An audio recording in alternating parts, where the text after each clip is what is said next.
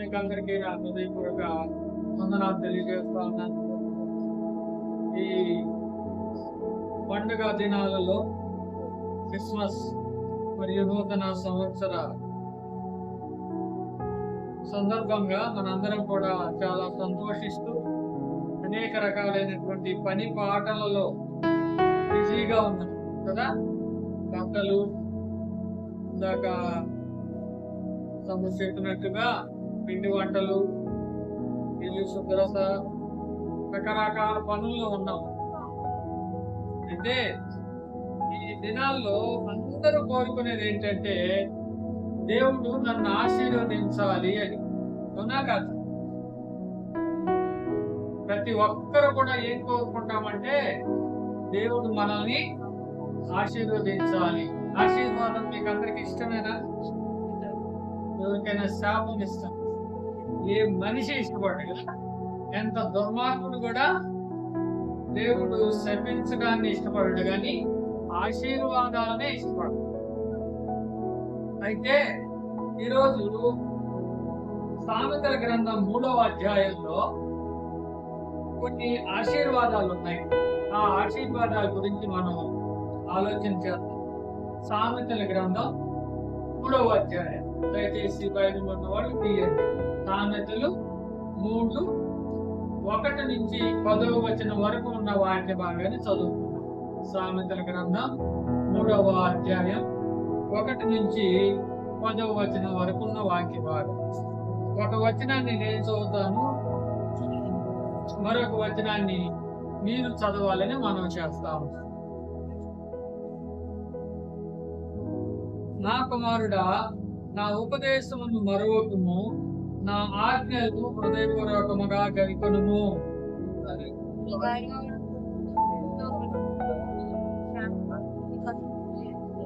దయను సత్యము ఎన్నడను నిన్ను విడిచిపోనీయకము, వాటిని కంఠభూషణంగా ధరించుకొనుము. నీ హృదయమును పలక మీద వాటిని రాసుకొనుము.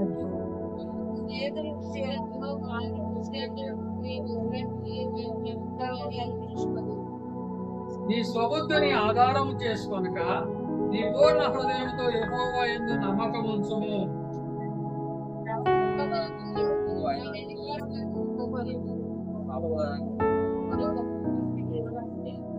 నేను జ్ఞానిని కదా అని నీవు అనుకొనవద్దు. యెహోవా యందు భయభక్తులు కలిగి చెడుతనము విడిచిపెట్టుము.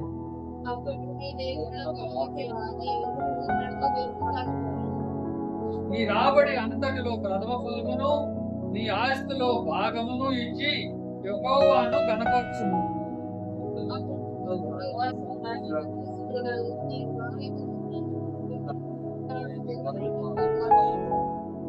ప్రార్థన చేసుకుందాం. దయచేసి కళ్ళు మూసుకోండి.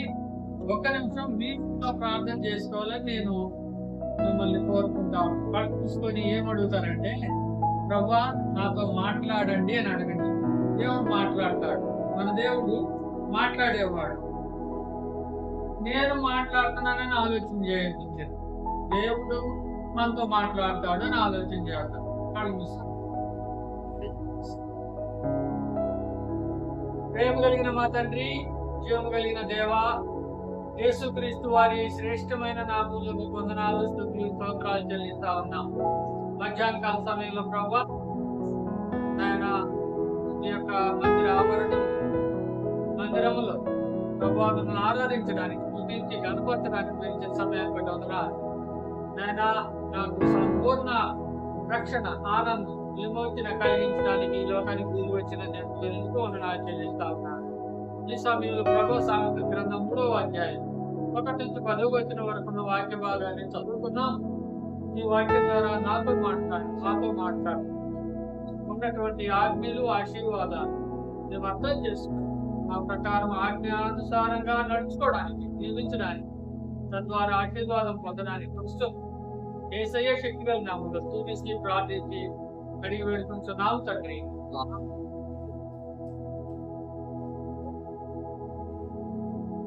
ఈ ఎన్ని వచనాలు ఉన్నాయి వీటిలో? ఎన్ని వచనాలు చదివాం? 10 చదివాం.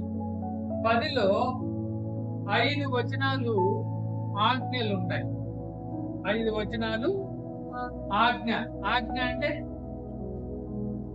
ఇంగ్లీష్ లో కండిషన్ అంటారు.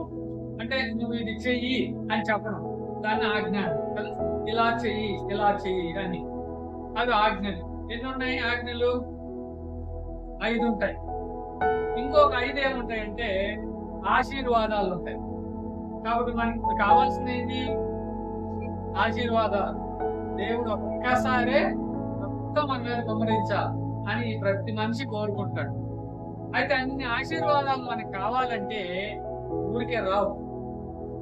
ఇక్కడ ఏం రాయబడిందంటే ఈ ఆజ్ఞలు పాటించు, అప్పుడు ఈ ఆశీర్వాదం నేను ఇస్తాను అంటాడు. బైబిల్ అంతట్లో మనం గమనిస్తే ఒకే ఒక ఆశీర్వాదం ఉచితంగా వస్తుంది. ఏంటి ఆశీర్వాదం అంటే రక్షణ. నువ్వేం చేయవు, దానికి విశ్వసిస్తావు, నమ్ముతావు, అంతవరకే. యేసు ప్రభు రక్షకుడు అని ఆయనందు విశ్వాసం నుంచి ఆయన హృదయంలో స్వీకరిస్తావు, అంతే. అంత మించి ఏం చెయ్యం. అది నీకు ఉచితంగా ఇవ్వబడింది. నీ కొరకు నీకు నాకు బదులుగా ఆ ప్రభువే కలువరి శిలువలో ఆ త్యాగాన్ని అంతా చేశాడు, రక్షణ కార్యాన్ని అంతా ఆయన చేశాడు, మనం నమ్మమన్నాడు, అంతే. అయితే మిగతా ఆశీర్వాదాలన్నీ కూడా ఎట్లా వస్తాయంటే ఏదో సంథింగ్ చెయ్యాలి, ఆయన ఆజ్ఞను మనం పాటించాలి. అలా పాటిస్తే అప్పుడు ఆశీర్వాదాలు మనకు వస్తాయి. ఇక్కడ ఈ 10 వచనాల్లో ఫస్ట్ వచనంలో ఆజ్ఞ ఉంటుంది. జాగ్రత్తగా నాసాయి గమనించాడు అందరూ. మొదటి వచనంలో ఆజ్ఞ ఉంటుంది, రెండవ వచనంలో ఆశీర్వాదం ఉంటుంది, మూడవ వచనంలో ఆజ్ఞ ఉంటుంది, నాలుగవ వచనం ఆశీర్వాదం, 5 ఆజ్ఞ, 6 ఆశీర్వాదం, 7 ఆజ్ఞ, 8 ఆశీర్వాదం, 9 ఆజ్ఞ, 10వ వచనం ఆశీర్వాదం. అట్లా రాసుకుంటా వచ్చాడు. అందుకని ఆజ్ఞ ఇచ్చి ఏమంటాడంటే ఆశీర్వాదం వచ్చినానికి ముందు ఒక మాట ఇచ్చాడు. ఏంటంటే అప్పుడు అని ఉంటుంది. మీరు చూడండి, 4వ వచనం మొదటి పదం చూడండి, చూడండి. అప్పుడు అనుందా ఉంది. తర్వాత 6వ వచనంలో చివరి లైన్ లో అప్పుడు అనుందా. 8వ వచనం మొదటి లైన్ లో మొదటి పదం అప్పుడు. 10వ వచనం మొదటి లైన్ లో మొదటి పదం అప్పుడు. 2వ వచనం అవి అన్నది. ఇక్కడ మాత్రం అప్పుడు అలా అవి అన్నాడు, అది కూడా అదే అర్థం. కాబట్టి ఈ 5 ఆశీర్వాదాలకు ముందు ఏమంటున్నాడు? అప్పుడు. అప్పుడు ఎప్పుడు? ఎప్పుడు? ఆ ముందు ఉన్నదే వాక్యం, అది నువ్వు పాటించినప్పుడు అని అర్థం. దాని అర్థం ఆ ఆజ్ఞను పాటించకుండా ఈ తర్వాత చెప్పిన ఆశీర్వాదం నీకు సొంతం అవ్వదు, అది దాని అర్థం. సరే, ఇప్పుడు 5 ఆజ్ఞలు ఏంటి, 5 ఆశీర్వాదాలు ఏంటి చూసుకుందాం త్వరగా. మొదటి ఆజ్ఞ, మొదటి వచనం, నా కుమారుడా నా ఉపదేశమును మరువకుము, నా ఆజ్ఞలను హృదయపూర్వకముగా గైకొనుము. అది ఆజ్ఞ. మొదటి ఆజ్ఞ ఏమంటున్నాడంటే దేవుడు నా కుమారుడా నా కుమార్తె అని మనల్ని పిలుస్తూ ఏమంటున్నాడు? నా ఉపదేశమును మరువకము, నా ఆజ్ఞలను హృదయపూర్వకంగా గైకొనుము. 2 మాటలు. ఆయన ఉపదేశం అంట, ఆయన ఆజ్ఞలు అంట. నా ఆజ్ఞలు నా ఉపదేశాలు అన్నాడు. అంటే దేవుని యొక్క ఆజ్ఞలు, దేవుని యొక్క ఉపదేశం. ఉపదేశం అంటే చెప్పే మాటలని, ఆయన చెప్పే సంగతులని. కాబట్టి ఆయన చెప్పే మాటలు, ఆజ్ఞలు, ఉపదేశాలు, విధులు, కట్టడలు అని మాటలు ఉంటాయి సామెతలు, కీర్తనల గ్రంథాలు అంతట్లో. సో ఆ ఆజ్ఞలు, ఆ ఉపదేశాలు ఏం చేయాలంట? మొదటి లైన్ లో చివరి మాట ఏముంది? మరువకము. మరువకము. 2వ లైన్ లో చివరి మాట గైకొనుము. కాబట్టి 2 విషయాలు చెప్తున్నాడు. దేవుని యొక్క ఆజ్ఞలు, దేవుని యొక్క మాటలు, దేవుని యొక్క ఉపదేశాలు అవన్నీ ఎక్కడున్నాయి? ఈ బైబిల్ అంతట్లో ఉన్నాయి కదా. ఇవే మనకి సేవకుడు చెప్పేది కానీ, నేను చెప్పేది కానీ, ఇంకొకటి చెప్పేది కానీ మీకు వద్దు, ఎవరికి వద్దు. మనకి ప్రామాణికమైనవి ఏది? ఈ గ్రంథమే. ఈ గ్రంథంలో ఇవ్వబడిన దేవుని ఆజ్ఞలు, మాటలు, ఉపదేశాలు చాలా ఉన్నాయి. ఎన్నున్నాయంటే వేల కొలది ఉన్నాయి. ఈ ఆజ్ఞలన్నీ, ఆ మాటలన్నీ, ఆ ఉపదేశాలన్నీ మనం ఏం చేయాలంట? 2 విషయాలు చెప్పాడు. మరువకుము, మొదటిదేంటి? మర్చిపోవద్దు. రెండవది గైకొను. గైకొను అంటే ఆ ప్రకారం చెయ్యి అని అర్థం. సో మర్చిపోకూడదు, రెండవది ఆ ప్రకారం నడుచుకోవాలి. మర్చిపోతామా లేదా చెప్పండి ఫస్ట్. మర్చిపోవాలి. ఒక మాట అడుగుతాను, నాకు జవాబు చెప్పాలి. పోయిన ఆదివారం మీరందరూ వచ్చారు కదా, పోయిన ఆదివారం చెప్పిన 2వ వర్తమానం ఏంటి? పోయిన ఆదివారం చెప్పిన 2వ వర్తమానం ఏంటి? గుర్తుందా? గుర్తుంది. ఎందుకని? మనకు 2 చెవులు ఉన్నాయి. ఎందుకు? ఈ చెవుతో వినాలి, ఈ చెవుతో వదిలిపెట్టేయాలి. అందుక 2 చెవులు. దేవుడు ఎందుకు 2 ఇచ్చాడంటే బాగా వినమని, బాగా విన. అయితే మనం ఏం చేస్తామంటే ఒక దాంతో తీసి ఇంకో దాంతో మర్చిపోతాం. సరే, పోయిన వారం గుర్తుండకపోయినా పోనీలే, కానీ కొన్ని మాటలు మాత్రం గుర్తుపెట్టుకోవాలి. దేవుడు నీతో మాట్లాడుతూ ఉంటే ఆ మాటలుగా నా హృదయంలో ఉంచుకోకపోతే ఆ ప్రకారం నడుచుకోలేవు. నీకు గుర్తే లేదు, నువ్వు ఎలా నడుచుకుంటావు? ఉదాహరణకి తమ్ముడు ఉదయ్ నాకు ఒక పని చెప్పాడు. అన్నా, క్రిస్టమస్ రోజు మీరు రండి, అదిగో పలాని వీళ్ళు పలానా అన్నోళ్ళ దగ్గరికి వెళ్దాం, 5 గంటలకు వెళ్దాం, వాళ్ళతో కాసేపు మాట్లాడి వాళ్ళకి ఏదైనా ఇచ్చేద్దాం అని అన్నాడు. అనుకున్నాం, చెప్పలేదులే అనుకుంటా. అట్లా అన్నాడు అనుకో, 5 కదా చెప్పినైనా 5 కాదు 7 అయిపోయింది. నేను పోలా. తర్వాత ఫోన్ చేశాడు, అన్న ఏందన్నా రాలేదు, నేను ఒక్కడే పోయొచ్చాను, తమ్ముడు మర్చిపోయానమ్మా. మర్చిపోయినోడు ఇంక 12 చేస్తాడు. మర్చిపోయాడు కాబట్టి కదా పోలేదు. కాబట్టి దేవుని వాక్యము నీకు గుర్తే లేకపోతే నీకు నువ్వు ఆచరించేది ఎక్కడ ఉంది? దాన్ని పాటించేది ఉంటుందా? ఉండదు. కాబట్టి దేవుని మాటలు ఎప్పుడు కూడా గుర్తుపెట్టుకుంటూ ఉండాలి. అందుకనే సండే స్కూల్లో పిల్లలకి మెమరీ వాక్యాలు అని చెప్తారు. మెమరీ వర్సెస్ అంటే గుర్తు పెట్టుకోండి అని. అవి గుర్తు పెట్టుకుంటే అంట దావీదు ఒకేష్టంలో అంటాడు, నేను నీ ఎదుట పాపం చేయకున్నట్టు నీ వాక్యము నా హృదయంలో ఉంచుకొని అన్నాను అంటాడు. ఏమంటున్నాడు? నీ ఎదుట నేను పాపం చేయకున్నట్లు నీ వాక్యము నా హృదయంలో ఉంటున్నాను. సో హృదయంలో వాక్యం ఉంటే పాపం చేయకుండా ఉండడానికి అవకాశం ఉంటుంది. కాబట్టి ఎక్కువగా దేవుని మాటలు మనం విని విడిచిపెట్టకూడదు. మరువకము పెట్టుకో. ప్రతి ఆదివారం దైవ సేవకు ఎవరైనా వాక్యం చెప్తా ఉంది, ఎంత కష్టపడి ఇక్కడ ప్రయాసపడి ప్రార్థన చేసుకొని ప్రిపేర్ అయ్యి వస్తారో, వాళ్ళు అంత కష్టపడి వస్తే మనం గమ్ము కూర్చొని 2 మాటలు తిని 2 మాటలు వదిలేసి వెళ్ళిపోతే ఏమన్నా ఉపయోగం లేదు. ఆ దైవ సేవకుడికి ఉపయోగం లేదు, మనకి ఉపయోగం. కాబట్టి దేవుని మాటలు ఎప్పుడు కూడా వినాలి. కొంతమంది వినరు, ఏదో ఆలోచిస్తుంటారు, కొంతమంది తూగుతా ఉంటారు. అలా ఉండదు.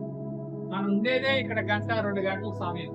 2 గంటల సమయం దేవుని మాటలు వినడం నేర్చుకోవాలి. కాబట్టి మొదటిది ఆయన ఏమంటున్నాడంటే, నా కుమారుడా, నా ఉపదేశము నా ఆజ్ఞలు మరిచిపోవద్దు. రెండవది, వాటి ప్రకారం నడుచుకో. ఇది ఆజ్ఞ. మొదటి ఆజ్ఞ ఏంటి?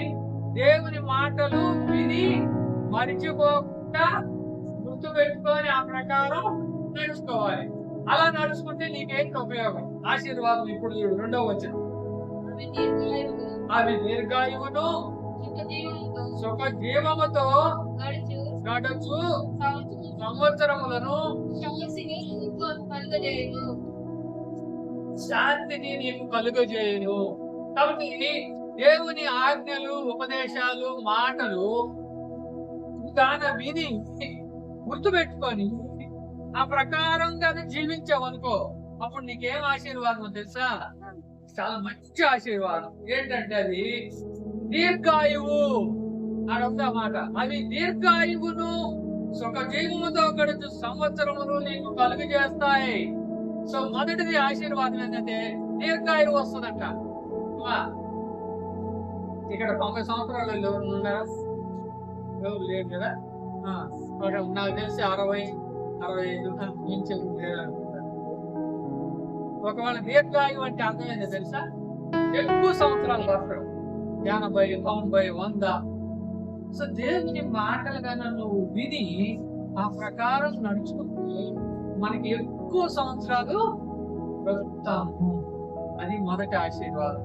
రెండవదిగా ఏమంటాడంటే అవి ఏం చేస్తాయంటే దీర్ఘాయువే కాదు, సుఖ జీవముతో గడిచే సంవత్సరాలు. ఆ దీర్ఘాయువు కూడా ఎట్లుంటదంట? సుఖంగా గడిచిపోద్దంట. కొంతమందికి 80-90 సంవత్సరాలు బతుకుతారు కానీ మంచంలో ఉంటారు, అందరి చేత చీత్కారాలు తింటూ ఉంటారు. ఆ బతుకు వాళ్ళు ఏమంటారంటే పోయి కాలం మనం కనుక పలకరిస్తే, అయ్యా పోతుందయ్యా ఈ బతుకు, తొందరగా పోతే బాగుంది అయ్యా అంటారు. అట్లా ఉండకూడదు, సుఖంగా గడవాలి. 80 బతికినా, 90 బతికినా, లేదా 60, 70 ఎంత బతికినా ఎట్లా గడవాలి? మనకి సుఖంగా మన బిడ్డలు, మనవాళ్ళు, మనసంతానం, కొడుకులు, కోడళ్ళు అందరూ మనల్ని మంచిగా చూడాలి. మనకు కూడా బీపీలు, షుగర్లు, హార్ట్ ప్రాబ్లంలు, కిడ్నీ జబ్బులు ఏమీ లేకుండా హాయిగా బతకాలి. అది సుఖ జీవంతో గడిచే సంవత్సరాలంటే. అట్లాంటి జీవితం, అట్లాంటి బ్రతుకు, అలాంటి సంవత్సరాలు మనకి వస్తాయంట. ఎక్కువ చెప్పాలంటారు. ఎప్పుడు ఆజ్ఞల్ని కైకొని మర్చిపోకుండా ఆ ప్రకారం జీవిస్తే అది మొదటి ఆజ్ఞ, మొదటి ఆశీర్వాదం. శాంతి కూడా ఉంటదంట. శాంతి అని మాట కూడా ఉంది.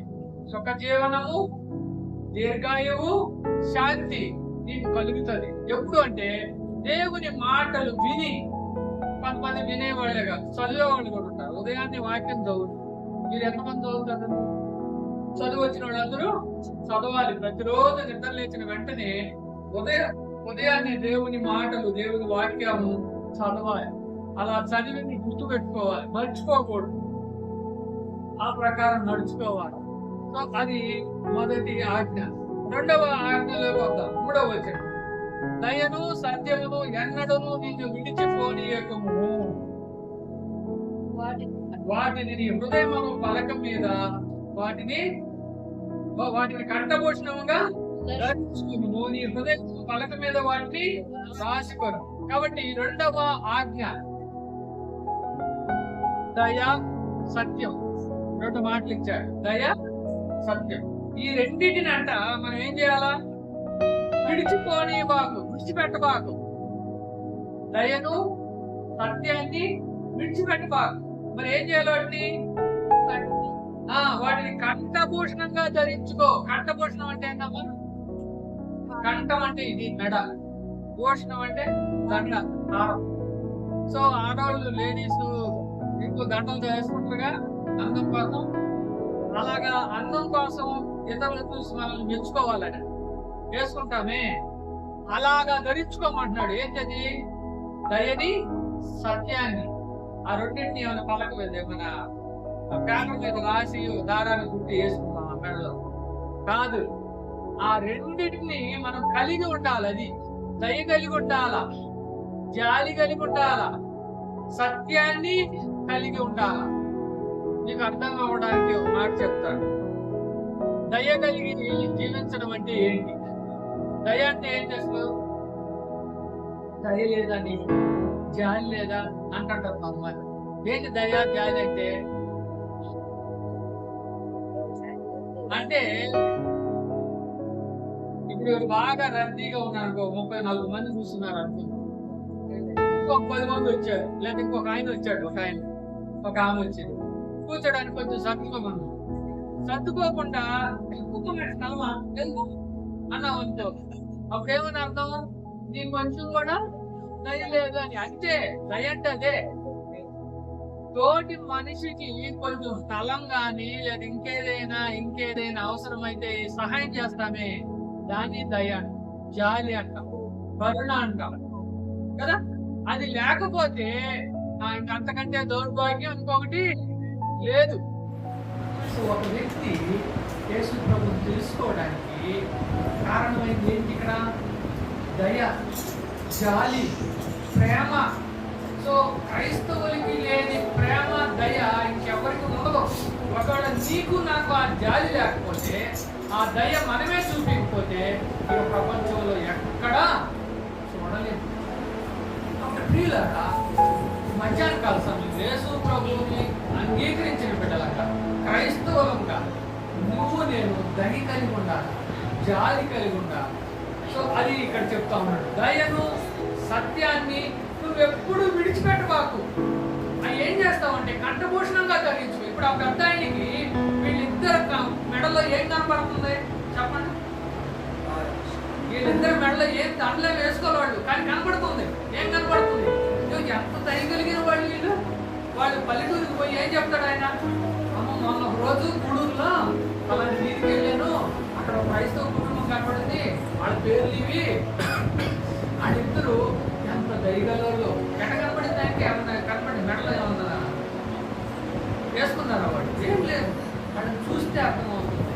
అదనమాట, నిన్ను నన్ను చూస్తే ఎదుటివాడు దేవుని ప్రేమను చూడాలి, దేవుని దయను చూడాలి, దేవుని సత్యాన్ని చూడాలి. సో ఆ దయ, ఆ సత్యము వాడి జీవితాల్లో ఉంది కాబట్టి ఆ ముసలాయనికి పెద్ద ఆయన కూడా చెప్పగలిగారు.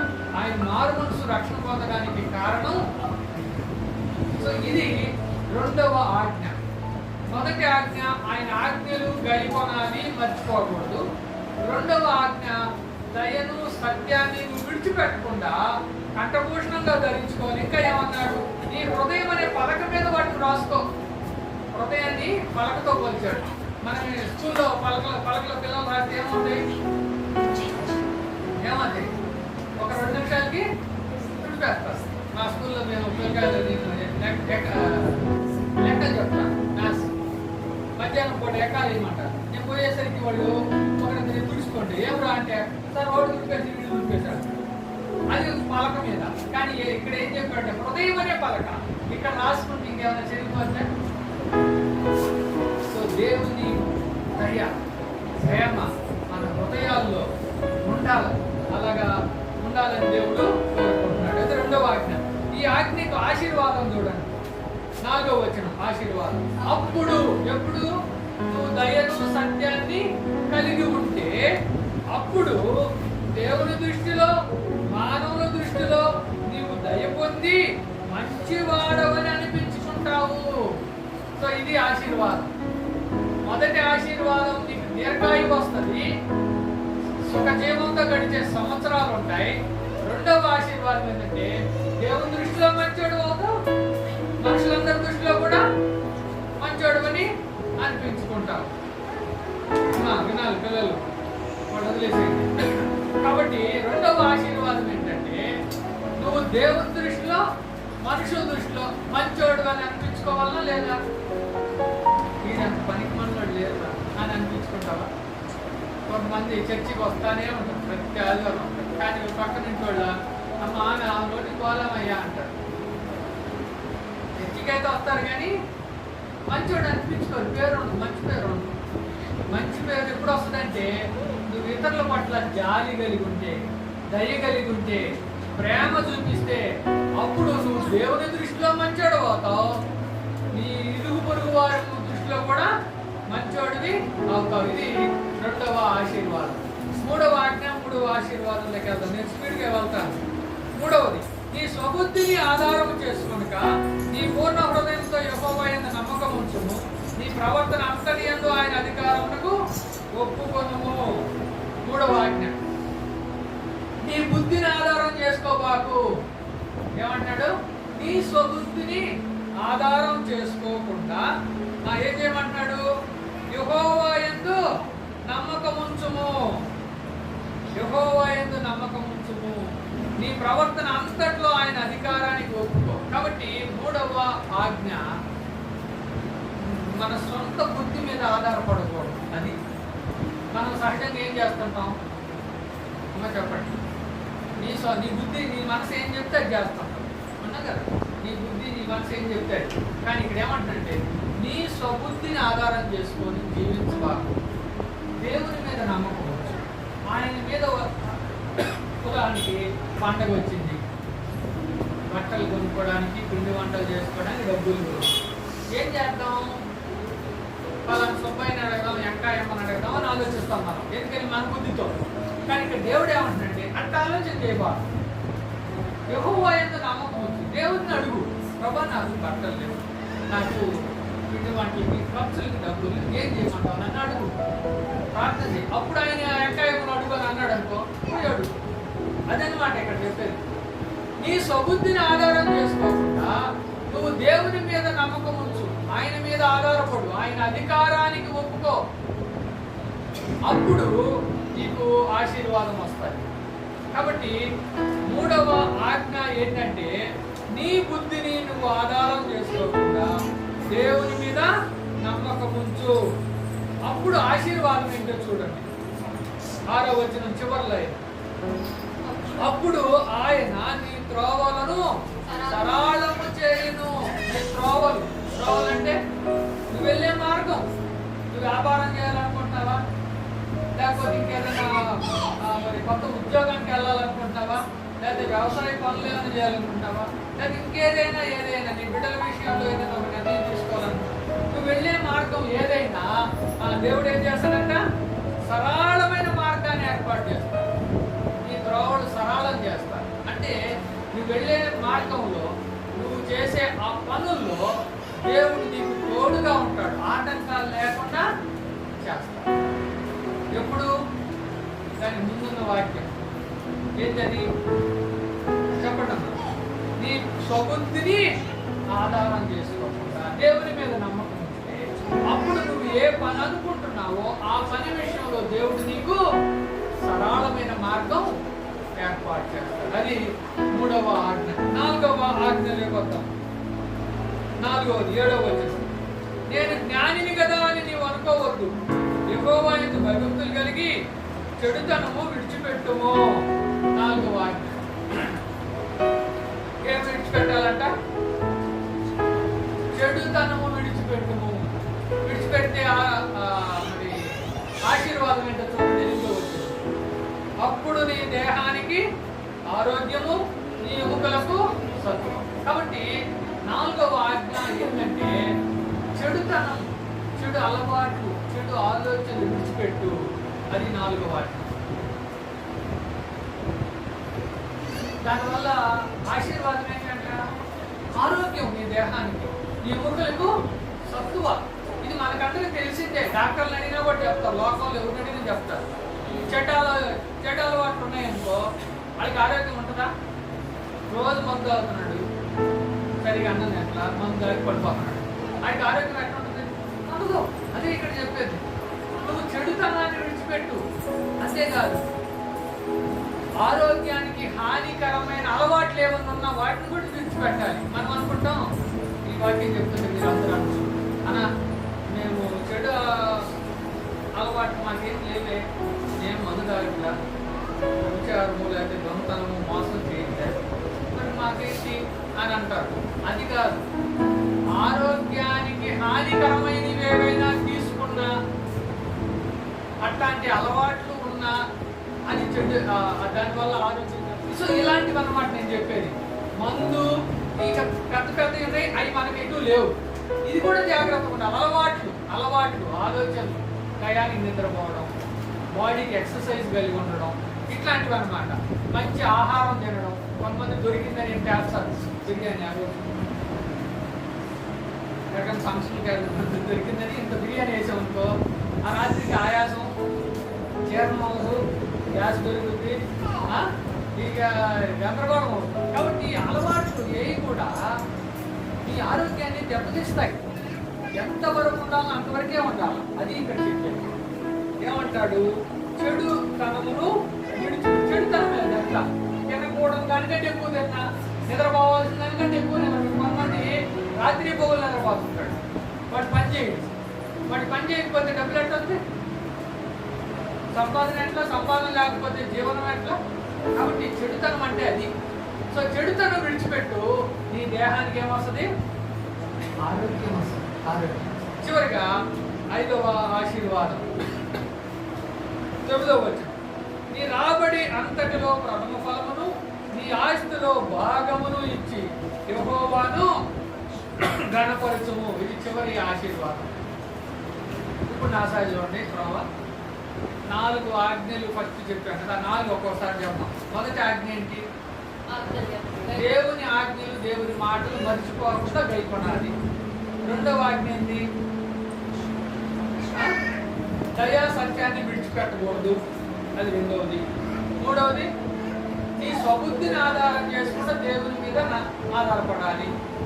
4వది చెడుతనాన్ని విడిచిపెట్టాలి. ఇది 4. ఇప్పుడు 5వది ఏంటంట? ఏమంటున్నాడు? నీ రాబడిలో నీ ఆస్తిలో ప్రథమ ఫలము భాగాలు దేవునికి ఇచ్చి ఆయన కనపరచాలి. అది కాబట్టి 5వది ఏంటంటే ఇవ్వడం. గివింగ్ అంటాం ఇంగ్లీష్లో. ఇవ్వడం నేర్చుకోమంటున్నాడు. 4వది ఏమో ఆరోగ్యం, 5వది ఏమో ఇవ్వడం. ఏమి ఇవ్వమంటున్నాడు? నీ రాబడిలో ప్రథమ ఫలం, నీ ఆస్తి మొత్తంలో భాగం. అమ్మా, ఆస్తిలో భాగమే. నాకైతే రేపటి నుంచి చర్చి కూడా రా అన్నమా. సరే, భయపడద్దులే. నీ రాబడిలో ప్రథమ ఫలం, నీ ఆస్తిలో భాగం అంటే కొన్ని మాటలు ఉన్నాయి, అవి చెప్తాను, అప్పుడు మీకు అర్థమవుతుంది. మలాకి గ్రంథం 3వ అధ్యాయం. ఎవరన్నా చదవనప్పుడు 3వ అధ్యాయం 10-12 వచనం.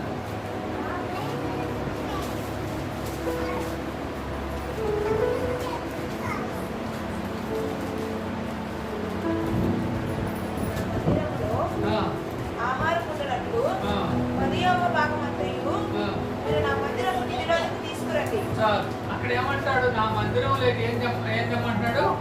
ఆహారం ఉండేటట్టుగా 10వ భాగం అంటే దశమ భాగం అంటున్నా. మనం విన్నారా ఈ మాట? ఎప్పుడైనా విన్నారమ్మా? దశమ భాగం అనే మాట విన్నారా? 10వ భాగం అంటే నాకు 100 రూపాయలు వచ్చిందనుకో, దాంట్లో 10వ భాగం ఎంత? 10 రూపాయలు. ఆ 10 రూపాయలు ఎక్కడికి తీసుకురావాలి? మందిరంలోకి. అంటే మందిరంలో దేవుని సేవకుడికి పోషణకు కావచ్చు, మందిర పనులకు కావచ్చు, మందిరం ద్వారా బయటికి వెళ్ళి సువార్త చెప్పడానికి, వీటన్నిటికీ మనీ కావాలి. సో అదనమాట అక్కడ చెప్పేది. సో నీ ఆస్తిలో భాగము అంటే అది. నీ రాబడిలో భాగం ఎంత భాగం? 10వ భాగం. 100 రూపాయలు సంపాదిస్తే 10 రూపాయలు, 1000 రూపాయలు సంపాదిస్తే 100, 10,000 సంపాదిస్తే 1,000, 1,00,000 సంపాదిస్తే 10,000. కాబట్టి ఇది మంచి అలవాటు. దేవునికి ఇవ్వడం నేర్చుకోవాలి. ఇలా ఇస్తే దేవుడు ఖచ్చితంగా మనల్ని ఆశీర్వదిస్తాడు. ఇంకా కొన్ని వాక్య భాగాలు చూపిస్తాను. లూకాసు వార్త 6వ అధ్యాయం 38వ వచనం. లూకాసు వార్త 6వ అధ్యాయం 38వ వచనం.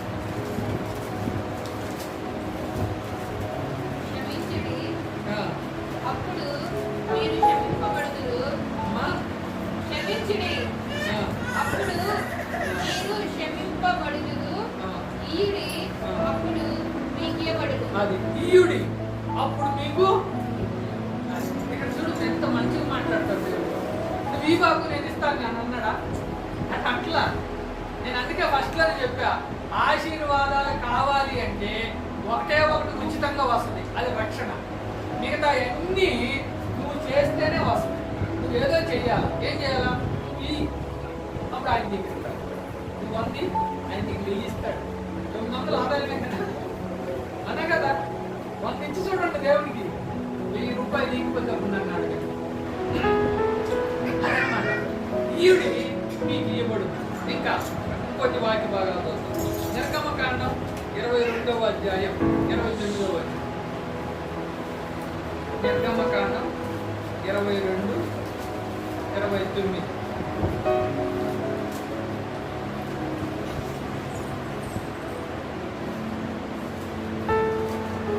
నీ మొదటి సస్య ద్రవ్యములను అర్పింప తడుపు చేయకూడదు. నీ కుమారులో జ్యేష్ఠుని నాకు అర్పింపవలను. 2 విషయాలు చెప్పాడు ఇక్కడ. నీ మొదటి సస్య ద్రవ్యం అంటే నీ మొదటగా వచ్చిన ఫలాలు, పంటలు కావచ్చు, మొదటి జీతం కావచ్చు, లేదా ఏదైనా వాటినంట అర్పించడానికి, ఎవరికి? దేవునికి అర్పించడానికి తడువు చేయకూడదు. దానికి లేట్ చేయొద్దు. అవి వెంటనే ఇచ్చేస్తే దేవుడు నీకు ఆశీర్వదిస్తాడు అంటాడు. ఇంకొన్ని వాక్య భాగాలు చూద్దాం. 2 కొరింథీయులకు రాసిన పత్రిక 8వ అధ్యాయం 4వ వచనం. కొరింథీయులకు రాసిన 2వ పత్రిక 8వ అధ్యాయం 4వ వచనం చదవండి. ఈ కృప విషయంలోనూ పరిశుద్ధుల కొరకైన పరిచర్యలో పాలుపొందు విషయంలోనూ మనఃపూర్వకముగా మమ్మను వేడుకొనుచు ఇక్కడ జాగ్రత్తగా వారు తమ సామర్థ్యము కొలదియే గాక సామర్థ్యము కంటే ఎక్కువగాను తమంతట తామే ఇచ్చిరని మీకు సాక్ష్యం ఇచ్చుతున్నాను. పౌలు గారు అంటున్నాడు, మాస్టోనియా అనే ఒక సంఘం ఉంది. ఆ సంఘస్థులు ఏం చేశారో చెబుతున్నాడు. ఏం చేశారంట? వారు తమ సామర్థ్యము కొలదే కాక సామర్థ్యం కంటే ఎక్కువే ఇచ్చారంట. అంటే ఏంటన్నా అర్థం? మీకు అర్థమైంది? సామర్థ్యం అంటే కెపాసిటీ అంటాం. వాళ్ళ కెపాసిటీ ఎంత? 100 రూపాయలు అనుకున్నాం. 100 రూపాయలు ఇవ్వడు ఆయన కెపాసిటీ, అంతకంటే లేవు. కానీ అంతకంటే ఎక్కువే ఇచ్చారంట. అంటే ఏమన్నారు? వాళ్ళ దగ్గర పాపం ఉన్నదంతా ఇచ్చేస్తున్నారు దేవుడి కోసం. నీకు యేసు ప్రభు ఉన్న దినాల్లో ఆయన ఒకసారి మందిరంలో కానుక పెట్టి దగ్గర కూర్చుంటాడు. అందరూ కానుక చేస్తుంటారు. ఒక ఆమె ఏం చేస్తుంది చెప్పండి, కూర్చుందా? తెలీదా? 2 కాసులు వేస్తాడు. కాసులు ఆడ కాసులు అన్నమాట. ఆ రోజుల్లో కాసులు ఉంటాయి, రూపాయలు. 2 కాసులు వేసింది. అప్పుడు ఆయన చూసి యేసు ప్రభు, మీకు అందరికంటే ఈ పేద విధవరాలు, పేరు పేద విధవరాలు, భర్తలేడు విధవరాలు, అందులో పేద ఆమె, ఈ పేద విధవరాలు మీకు అందరికంటే ఎక్కువ వేసింది అన్నాడు ఆయన. ఏంటంటే ఏంటంటే చూస్తే 2 కాసులే. అందరూ 10, 20, 50, 100 కాసులు వేస్తున్నారు. నీకు 2 వేసింది. దానికి ఆయన ఏం చెప్తాడంటే, ఆమె దగ్గర ఉన్నదంతా వేసేసింది, ఇంక లేవు ఆమెకి. ఆమె దగ్గర ఉందే 2 వేసేసింది. మరి తన కోసం ఉంచుకోవాలి కదా, మధ్యాహ్నం పోయి భోజనం చేయడానికి డబ్బులు కావాలి కదా, మరి లేకపోయినా ఇచ్చేసింది. కాబట్టి ఈమె ఆశీర్వదించబడుతుంది అంటాడు. సో ఇలాగా చాలా మంది దేవునికి ఇచ్చి ఆశీర్వాదాలు పొందుతున్న వాడు ఉన్నారు. దేవునికి ఇచ్చి నాశనమైన వాళ్ళు ఎవరు లేరు. కాబట్టి ప్రియులారా, 5వ ఆజ్ఞ ఏంటంటే, ఈ రాబడిలో ప్రథమ ఫలము, నీ ఆస్తిలో భాగము దేవునికి ఇచ్చంట. ఏం చేయాలి? ఆయన్ని అక్కడ మాట ఉంది సామెతల గ్రంథం 9వ వచనం. సో దేవునికి ఇచ్చి ఆయన్ను ఘనపరచండి, ఆయన్ని ఘనపరచండి, ఆయన ఘనపరచాలి. ఇంకా ఈ మాస్టోనియా సంఘం గురించి ఇంకో మాట చదువుతాం. 2వ వచనం 8:2లో చివరి లైన్. మరియు వారు నిరుపేదలైనను వారి దాతృత్వం బహుగా విస్తరించెను. వాళ్ళు ఎలాంటి వాళ్ళు అంట? నిరుపేదలు. పేదలే కాదు, నిరుపేదలు. అంటే వాళ్ళు చాలా పేదవాళ్ళు, అయినా కానీ వాళ్ళ దాతృత్వం ఎట్టుందంట? విస్తరించిందంట. ఈ పక్క పేజీ చెప్పండి. 9వ అధ్యాయం దగ్గర అండి. 9వ అధ్యాయం 6వ వచనం. కొంచెముగా విత్తువాడు కొంచెముగా పంట కోయను. అంతే కాదా? అది రూలే కదా. నువ్వు 1 గంట పని చేస్తావు, నీకు 1 గంట జీతమే ఇస్తారు. 5 గంటలు పని చేస్తే 5 గంటల జీతం ఇస్తారు, కూలి ఇస్తారు. 10 గంటలు పని చేస్తే కూడా అటు 10 గంటలకు తగినట్టు కూలి ఇస్తారు. అంతే, ఇది రాజపడింది. నువ్వు కొంచెంగా ఇస్తే నీకు కూడా దేవుడు కొంచెం ఇస్తాడు, నువ్వు ఎక్కువ ఇస్తే ఎక్కువ ఇస్తాడు. అది దాని అర్థం. కాబట్టి కొంచెముగా విత్తువాడు కొంచెముగా పంట పోయేను, సమృద్ధిగా విత్తువాడు సమృద్ధిగా పంట పోయేను. అది ఒక రూల్. 7వ వచనం, సణుగు కొనకయు బలవంతముగా కాకయు ప్రతివాడును తన హృదయములో నిశ్చయించుకున్న ప్రకారము ఇయ్యవలెను. ఇచ్చేదానికి కొన్ని సూత్రాలు చెప్పాడు ఇక్కడ. 3 సూత్రాలు ఉన్నాయి చూడండి.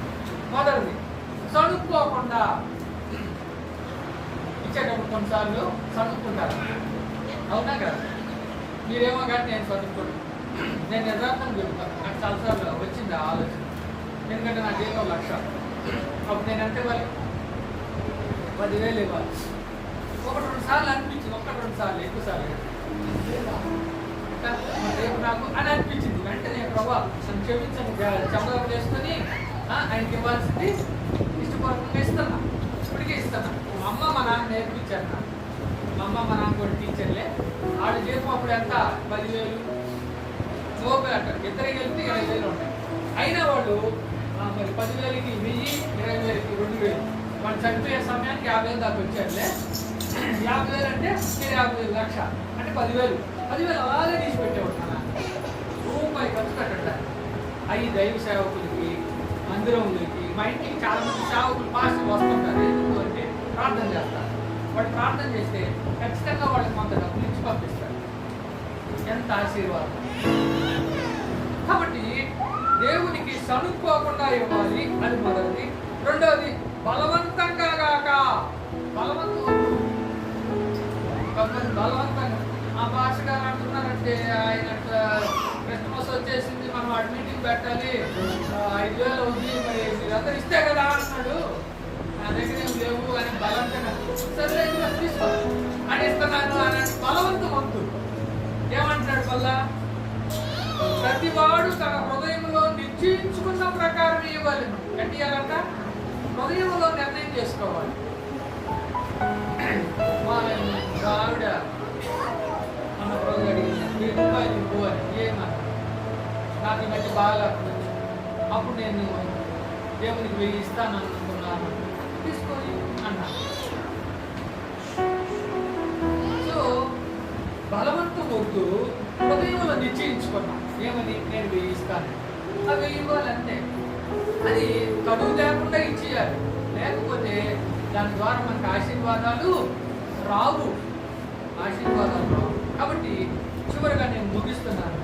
ఇంకా అంటాడు చివరి మాట, 7వ వచనం చివరి మాట, దేవుడు ఉత్సాహంగా ఇచ్చువానిని ప్రేమించును. నువ్వు ఉత్సాహంగా ఇష్టపూర్వకంగా ఇస్తుంటేనంట దేవుడు ఏం చేస్తాడంట? నేను ప్రేమిస్తాడు.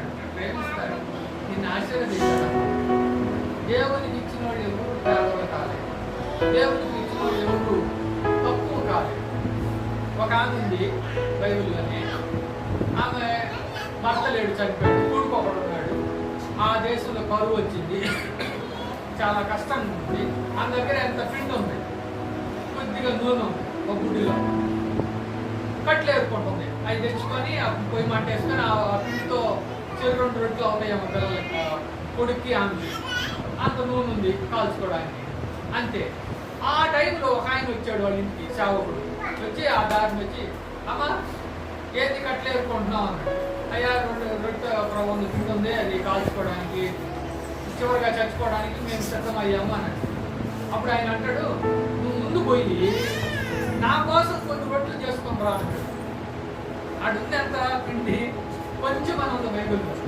ఆ కొంచెం వాళ్ళిద్దరికే చాలు. ఈయనేమంటున్నాడు మళ్ళీ సేవకుడు, నా కోసం చేస్తారా ముందు అంటాడు. అప్పుడు ఆమె ఏమన్నాడు, నేనేం చేయమంటాడు, ఓ గోవా భలే ఒడు నువ్వా, ఆకే డాలు నీకు ఆడ తెచ్చి పెట్టాము అని అంటారు. కానీ అన్నమాట అంట. సరే అని పోయి రొట్టెతో ఆ పిండితో కొన్ని రొట్టెలు చేసి ఆయన తీసుకొచ్చి పెట్టింది. అప్పుడు ఆయన తిన్నాడు. ఆయనకు చెప్పాడు, నీ చుట్టుపక్కల ఇళ్లలో ఉండే వాళ్ళందరి దగ్గర పాత్రలు తెచ్చుకొని ఆ ఖాళీ పాత్రలు వాటిలో ఈ నూనె పోస్తా ఉంది. ఎన్ని పాత్రలు తెచ్చి పారుతుంటే అన్ని పాత్రలు ఏమైపోయి నిండిపోయినాయి నూనెతో. ముందు ఇంత నూనె కానీ పోస్తుంటే వస్తానే ఉంది, నిండిపోయింది. అప్పుడు అన్నాడు, ఇక వెళ్ళి ఆ నూనె అమ్ముకొని నువ్వు నీ కొడుకు బతకండి కరువు కాలంలో అన్నాడు. హ్యాపీగా నూనె అమ్ముకుంటే చాలా వేల డబ్బులు వచ్చినాయి. ఆమె ఆ కొడుకు ఆ కరువు తీరేంత వరకు సమృద్ధిగా తిన్నాడు. చూసారా? కాబట్టి దేవుడికి ఉన్నది కొద్దిదైనా ఇచ్చేయడానికి సిద్ధపడితే ఆయన మనల్ని ఖచ్చితంగా ఆశీర్వదిస్తాడు. ఆ మాట చివరి మాట చదివి మనం ప్రార్థనలోకి వెళ్ళిపోవాలి, ముగించుకుందాం. సామెతల గ్రంథం 3వ అధ్యాయం 10వ వచనం. సరే 9 నుంచి చదువుదాం. నీ రాబడి అంతట్లో ప్రథమ ఫలమును నీ ఆస్తిలో భాగము నుంచి యెహోవాను కనపరచును. అప్పుడు నీ కొట్లలో ధాన్యము ఎట్లుంటదంట? సమృద్ధిగా ఉంటది. నీ కొట్లలో ధాన్యం, ఇంకా నీ గానుగులో నుండి క్రొత్త ద్రాక్షారసము పైకి పొరలి పారును. అబ్బా, ఏం ఆశీర్వాదం అండి! మనం ఇస్తే మన కుటుంబాన్ని అట్లా ఆశీర్వదిస్తాడు, పొంగి పారుతుంది. అంతే, నీకు తక్కువ అవనే అవ్వదు. సో ఇవ్వడం నేర్చుకోవాలి, ఇవ్వడం. చివరిగా ఒక మాట చెప్పనా? ఈ క్రిస్టమస్ అంటే ఏంటో తెలుసు అసలు? క్రిస్టమస్ అంటేనే అర్థం ఇవ్వడం అని. ఇవ్వడం. ఎవరిని ఇచ్చారు? ఎవరిని ఇచ్చారు? తండ్రి అయిన దేవుడు తన ఏకైక కుమారుణ్ణి మన కోసం ఇచ్చాడు. మొదటి ఇవ్వడం. రెండవది మరియమ్మ, ఆమెమిచ్చింది? తన గర్భాన్ని ఇచ్చేసింది. వేసే అది పెళ్లి కాకుండా అందరూ చేకరిస్తారు. అంతే కదా, పెళ్లి కాని అమ్మాయి గర్భవతి అంటే అందరూ తింటారు. అయినా సంతోషంగా గర్భాన్ని ఇచ్చేది. మూడవది యేసేపు ఏమిచ్చాడు? తన నీతిని ఇచ్చాడు. నీతిమంతుడు అనిపించుకున్నాడు. ఎప్పుడు? పెళ్లి కాకుండా గర్భవతి అయిన అమ్మాయిని కూడా చేర్చుకున్నందువల్ల ఆయన నీతిని ఇచ్చాడు. జ్ఞానులు ఏమిచ్చారు? జ్ఞానులు బంగారము, సాంబ్రాణి, గోళాన్ని ఇచ్చారు. గొల్లలు ఏమిచ్చారు? గొల్లలు, ఆ రోజుల్లో గొల్లలు ఉన్నారు. వాళ్ళు ఏమిచ్చారు? వాళ్ళు స్తుతి దేవునికి అర్పించారు. సో ఇలాగ ప్రతి ఒక్కరు ఇచ్చారు. క్రిస్టమస్ అంటేనే అర్థం అది. అందుకని త్యాగాలు చాలా ఉన్నాయి. సో మనం కూడా దేవునికి ఇచ్చే విషయంలో త్యాగపూర్వకంగా ఉండాలి. ఉంటే ఇవ్వడం ఎవడైనా ఎత్తాడండి. నా దగ్గర 100 రూపాయలు అంటే 10 రూపాయలు ఇవ్వమంటే అంత కష్టమేం కాదు. లేకపోయినా ఇవ్వగలిగితే కొన్నిసార్లు కొంతమంది అంటారు, మనకే కష్టం ఉంది కదా ఏడిద్దాము అని.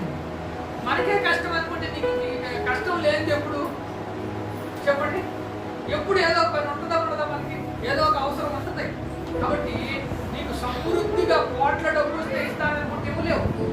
ఉన్న దాంట్లో ఇవ్వడం నేర్చుకుంటే ఎక్కువ వచ్చినా కూడా ఇవ్వడం అలవాటు అవుతుంది. సో అట్టి అలవాటు దేవుడు మనకందరికీ దయచేయంగా. కళ్ళు మూసుకొని ప్రార్థన చేస్తాను. కళ్ళు మూసుకొని ఒక నిమిషం నేను ప్రార్థన చేస్తాను, తర్వాత వాళ్ళు చేయాలి. ప్రేమ కలిగిన మా తండ్రి, జీవము కలిగిన దేవ, యేసుక్రీస్తు వారి శ్రేష్టమైన నామములు వందనాలు, స్తుతులు, స్తోత్రాలు చెల్లిస్తాము. సామెతల గ్రంథం 3వ అధ్యాయంలో 10 వచనాలు మేము చదువుకున్నాం. 5 ఆజ్ఞలు, 5 ఆశీర్వాదాలు ఉన్నాయి.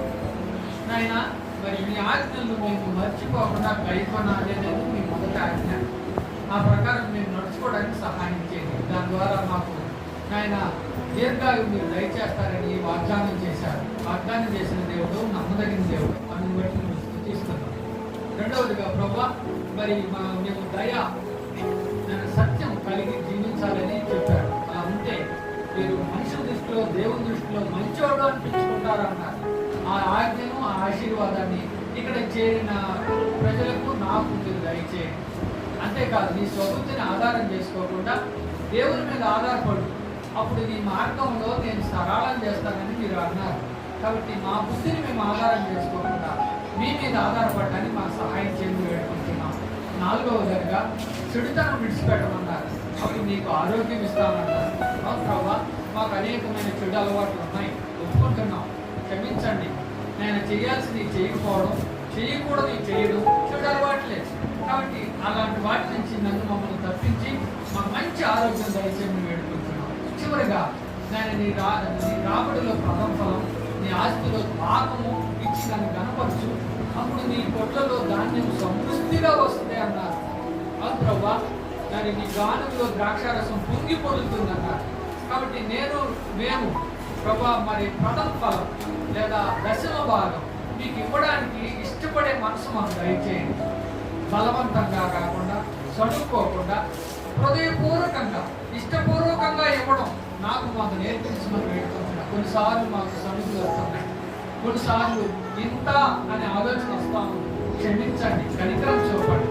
సంతోషంగా ఇచ్చేవాడిని మీరు ప్రేమిస్తానన్నారు కదా, అలా సంతోషంగా ఇవ్వడానికి మాకు సహాయం చేయమని శక్తి కలిగిన జోగు కలిగిన యేసయ్య నామములో స్తుతించి ప్రార్థించి అడిగి వేడుకుంటున్నాం తండ్రి. ఆమేన్.